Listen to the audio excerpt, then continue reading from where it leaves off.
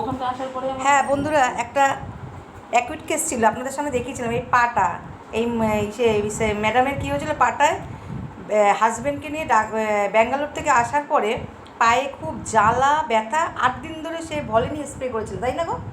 Volini spray করেছিল। Acute কেসই বলবো একটা নিউরালজিক পেন। কী পেনটা ছিল? অ্যাসেন্ডিং, পায়ের থেকে উপর দিকে উঠছিল, জ্বালা ব্যথা, এই তো তাই তো ছিল। আর ব্যথাটা কী হচ্ছে, জ্বালাটার ব্যথাটা গরম জলে রিলিফ হয়। আমি অ্যাকুইট কেস হিসাবে ধরেছি, আমি আর্সেনিক অ্যালবাম দিয়েছি।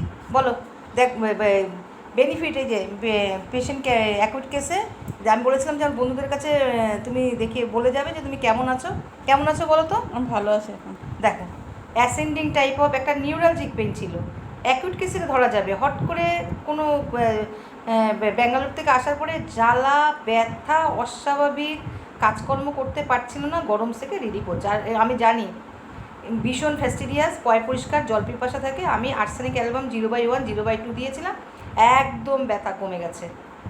তাহলে বন্ধুরা, প্রপার ক্লাসিক্যাল হোমিওপ্যাথি ট্রিটমেন্টের মাধ্যমে কত জটিল রোগ সেরে যাচ্ছে। এইটা নিউরোলজিক যে পেন, ভলিনি স্প্রে করে করে মহিলা ম্যাডাম ছিলেন এতদিন ধরে, এ আসলো, ব্যথা কমে গেল।